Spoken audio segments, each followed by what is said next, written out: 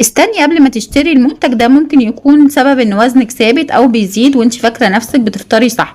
النهارده هقولك السعرات الحقيقيه في اشهر منتجات الفطار، وحاجات عمرك ما تخيلتي ان فيها سكر وسعرات بالشكل ده.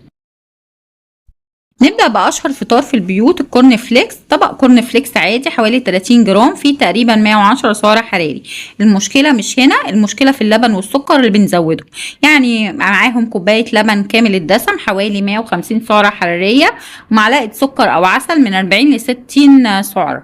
الطبق البسيط ده ممكن يوصل ل 300 سعرة حرارية ومفيش شبع حقيقي، يعني بعد ساعتين هنجوع تاني. تاني حاجة التوست الأسمر والمربى. التوست الأسمر دايما بنقول عليه صحي، بس خلينا نحسبها صح.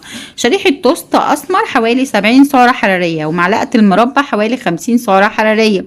لو كلنا شريحتين توست معاهم معلقتين مربى، يعني أكتر من 240 سعرة حرارية. والكارثة سكر عالي وشبع قليل، وطاقة هتخلص بسرعة. نيجي للوجبة التالتة، الجبنة المثلثات والكرواسون. نيجي بقى للفطار اللي بيضحك علينا. الكرواسون واحد من 260 ل 300 سعرة حرارية، وقطعة جبنة مثلثات حوالي 50 سعرة حرارية. الفطار ده لوحده ممكن يعدي 350 سعرة، ومليان دهون وسعرات مخفية. ومع كوباية شاي بسكر انت كده قربتي من وجبة الغداء مش فطار. رابع حاجة الزبادي بالفواكه الجاهز. ناس كتير فاكرة ان الزبادي بالفواكه دايت. علبة زبادي بالفواكه من 120 ل 170 سعرة حرارية، بس خلي بالك فيها سكر مضاف ممكن يوصل ل4 معالق سكر. يعني شكله صحي بس تأثيره في الجسم زي ما تكوني بتاكلي حاجة حلوة تقريبا.